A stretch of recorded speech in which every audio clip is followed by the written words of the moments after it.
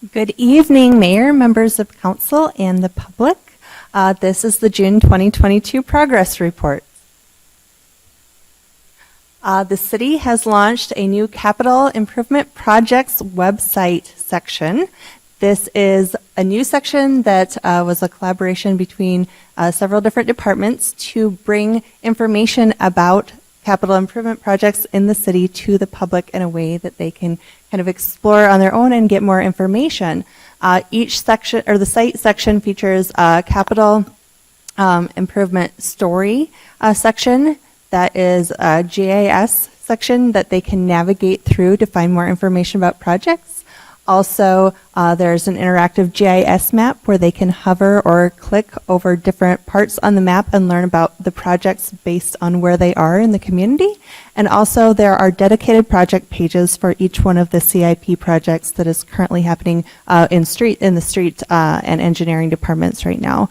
Those pages include overviews of the project, updates. In the future will include detour and route information that's not currently on there yet, but it is coming. Project milestones, key dates, and contacts for the different project managers, etc. This is a work in progress. I encourage you to go look at the section, and if you have any suggestions or feedback, we would love to hear it. But we will be making updates as we see how the community uses the page and how they like it and how they navigate through that. So the web address is listed on the bottom of the slide there. Interchange Project update. Recent updates include work over the past month, including a center pier, east abutment. Half of the girders have been installed. The eastern and western approaches to the bridge have had significant progress as well, and storm drainage has started. And water main installation is continuing. The next steps are the western approach to the bridge, which will be installed. Bridge work will continue with western abutment, and the rest of the girders will be installed. And substantial completion is set for or anticipated July of 2023. The state actually just released a press release today on that. If you want to see that, you can go to the state website, or it is also on our social media accounts. The 15th Street and 7th Avenue project update. Work that has been performed over the last month. Base gravel has been installed. Significant progress has been made on curb and gutter. Several ramps and half of the sidewalk have been installed. East Valley gutter has been installed, and the installation of asphalt surface has happened. Next steps include finishing curb and gutter, finishing the sidewalk, topsoil, and seeding. And the anticipated completion date for that is July of 2022. The Main Avenue and 8th Street South project. There has been lots of work performed over the last month. A detour has been established. There was a public meeting, and there was a lot of good feedback provided at the meeting. And based on that feedback, the city has implemented a number of initiatives to address concerns that the public had, including no parking on 7th Avenue, installation of stop signs, and also better signage for businesses. Also, work performed over the last month is the excavation of asphalt surfaces, water main installation, and installing a new water and sewer services. Next steps on that project will to be excavating and replacing base gravel and starting to pour a concrete surface. The anticipated completion is early August. An update on the Stormwater Master Plan. There was recently a Stormwater Committee meeting where they discussed problems and identified areas through stormwater modeling. There was a small group exercise to discuss project prioritization weighting. Potential projects were also identified, and there was a stormwater fee discussion.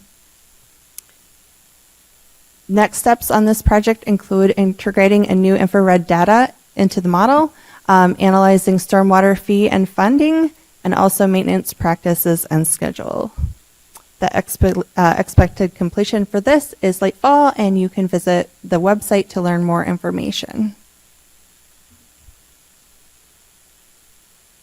An update on the police chief search. The city is currently requesting community input from the public for community questions for the interview panel that will be happening on the 11th. The event happens at 5:30 here in the chambers, and those questions that are collected through the website or in person or digitally, and that can also be dropped off, will be asked during that time. More information can be found on the city's webpage. The Economic Master Plan, Development Master Plan, the city is completing that Economic Development Master Plan. The project will provide strategic direction for the city by identifying key opportunities for growth and partnerships, as well as recommended place-based development strategies. The other goals of the project also include creating a framework for supporting businesses and investments for investment attraction, and also small business development in targeted sectors. There's a survey available for residents and business owners to take. They can visit the website and the address there to take that. As of right now, 680 residents and over 70 businesses have taken the survey so far. Based on that, the plan will include data analysis, surveys, and stakeholder engagement. And a roundtable will occur in July, and the finalized report will be given at council this fall. Those surveys are available through the end of the month. On June 8th, the city hosted the bike rodeo. There was about over 200 kiddos that showed up to take part in that, decorating their bikes and learning about safety. The different members or different organizations worked together to put that event on, so we just want to send a thank you to the police department, the library, the streets department for setting everything up, the Brookings Optimist Club, and the VFW Auxiliary. On June 17th, we celebrated the Waste and Recycling Workers Day holiday, and actually there was that whole week is Waste and Recycling Workers Week. So we just wanted to give a big thank you to our solid waste division and all of the workers. They have really put in a lot of work this year, especially with the recent storm damage and derecho. So it was really wonderful to be able to give them a big shout out last week. There was a lot of people that did say thank you. So if you run into anybody that works in that department or division, make sure you say thank you and maybe give them a high five and tell them that they have really nice smiles in the picture. I know that they were talking about that, whether or not they were going to smile. It turned out really great. Update for the Swiftel Center. This month there were 18 event days. Events included the Got Milk Gala, which had 200 attendees, the South Dakota Quarter Horse Association annual event, and also upcoming is the Uncle Sam Jam that takes place July 4th. It's exciting to see that will be back at the Swiftel Center this year. The doors will open at 5 p.m. It is free and open to the public. There is lots of fun to be had, and there will be a band and fireworks. Also of note, the Brookings Radio 4th of July Parade that is also sponsored by the Brookings Fire Department will be taking place that morning.